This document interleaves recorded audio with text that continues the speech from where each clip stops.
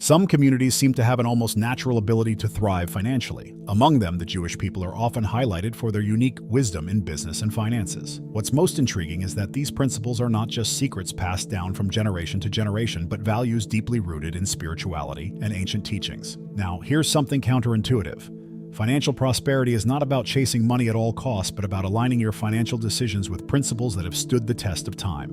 Most people live trapped by the fear of loss or the greed for gain. But true success goes far beyond that. In this video, you will discover the 10 Jewish business secrets that not only explain this prosperity, but will also transform your view of money and purpose. Get ready to learn lessons that aren't found in traditional finance books, and that will completely change the game for your financial life. The importance of integrating spirituality and finances in daily life. The Bible teaches that financial decisions are deeply connected to spiritual life. Matthew 6:21 says, "For where your treasure is, there your heart will be also." This means how we handle money reflects our spiritual priorities. For instance, a Christian who seeks to please God will not see money as an end in itself, but as a means to fulfill a greater purpose. Thus, finances and faith are not separate areas. They work together, influencing how we serve God in the community. Integrating spirituality and finances means making intentional decisions aligned with biblical principles. This includes avoiding practices that compromise integrity, like greed or unnecessary debt. Additionally, seeking wisdom through prayer and scripture can help in making better choices. Proverbs 3:9 teaches, "Honor the Lord with your wealth and with the first fruits of all your produce." Here we see that managing finances well is also a form of worship.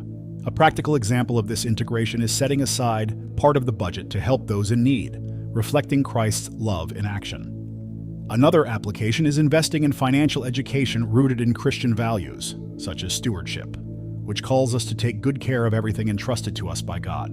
Books like The Richest Man in Babylon or Total Money Makeover can be a good introduction to balancing faith and finances. When spirituality and finances are united, our approach to money is no longer driven by fear or anxiety. Instead, we are empowered to face economic challenges with peace and trust, knowing God is our provider. And as we begin to apply these principles, we prepare to go even deeper into integrating faith in every area of life, including business and professional relationships. The biblical principle of being honest in all transactions. Honesty is not just a moral value, but a divine principle established in the Bible. In Leviticus 19:36, God commands, "Use honest scales and weights. I am the Lord your God." This guidance was critical in ancient times, when dishonest weights could easily deceive buyers. Today, the principle remains as relevant as ever. Honesty in our business dealings is a direct reflection of our commitment to God.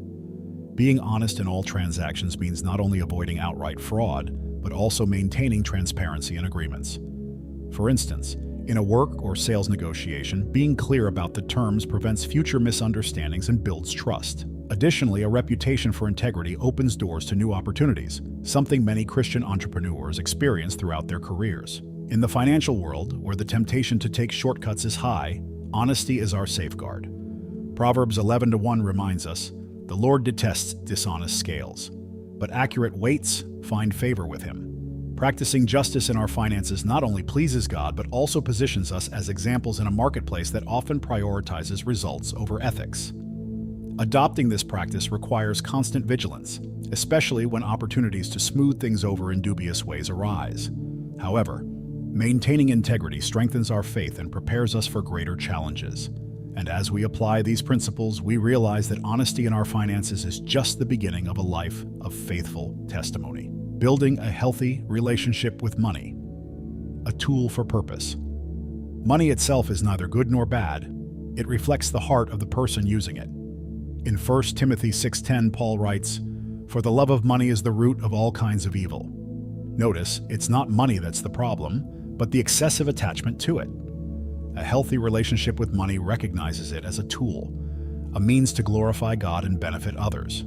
To build this relationship, it's essential to view money as a means to achieve a greater purpose, not as an end in itself.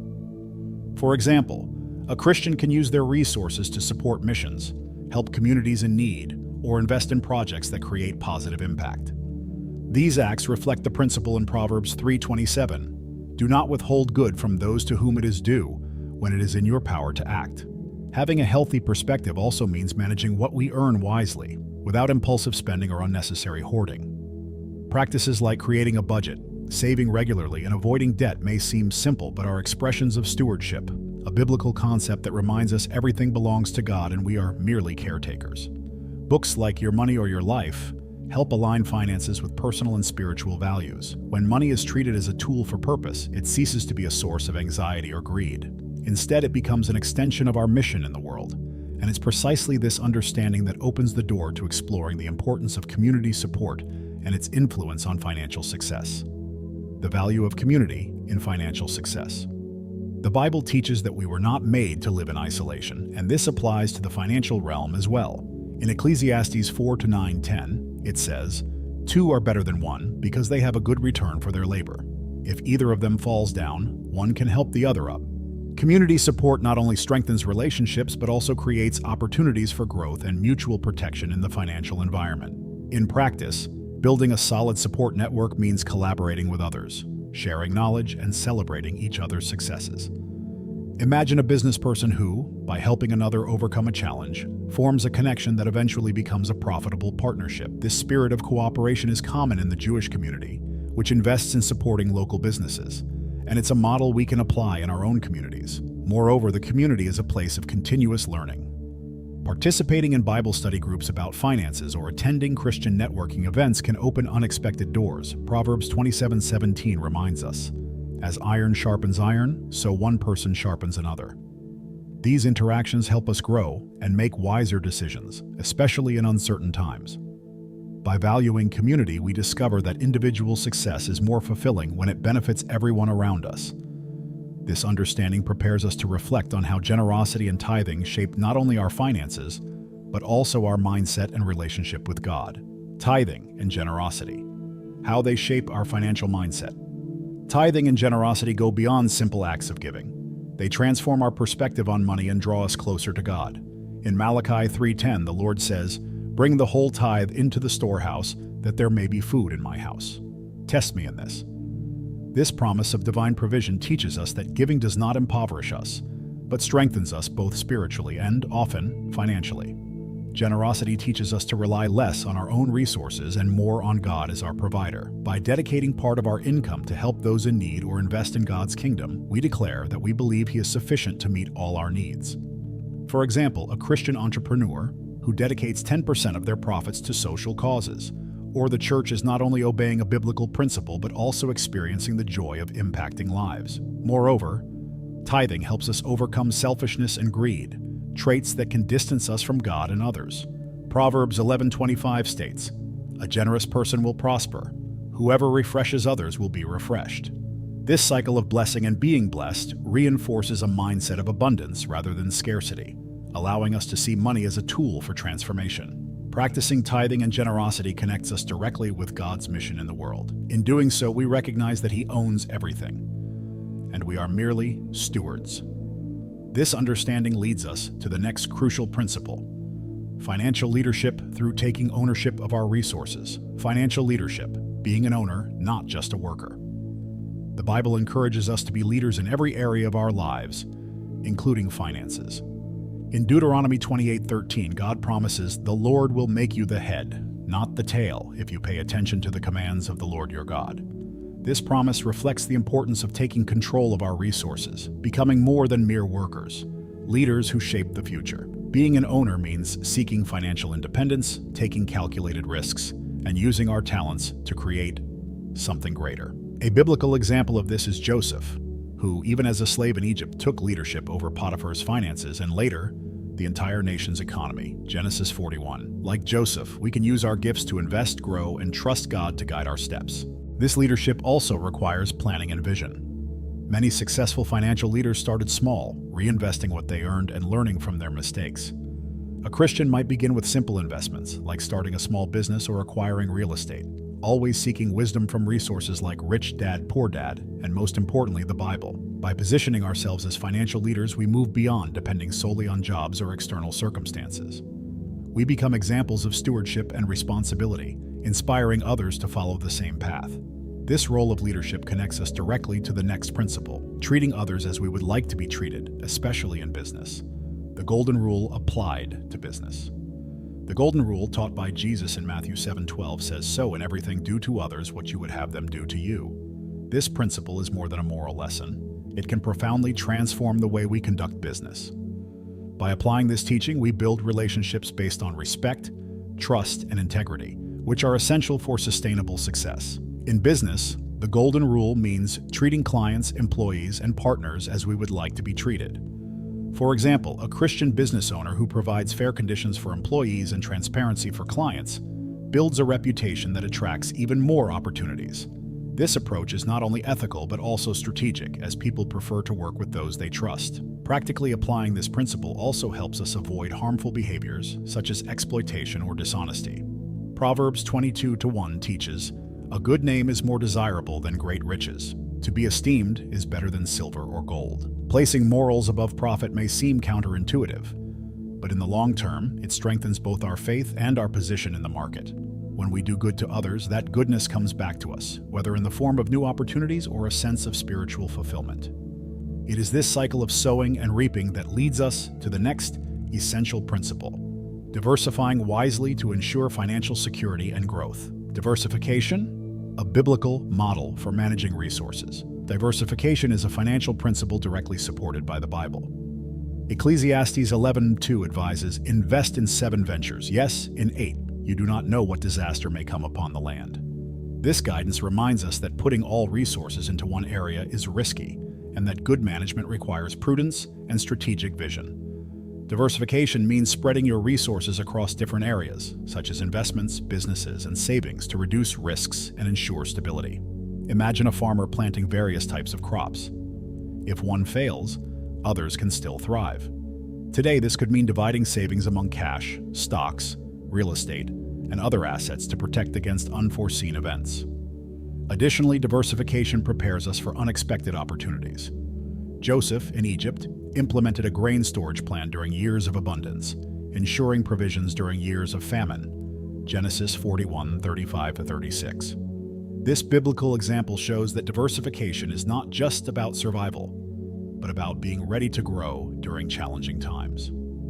Following this model protects your family, community, and businesses from instabilities.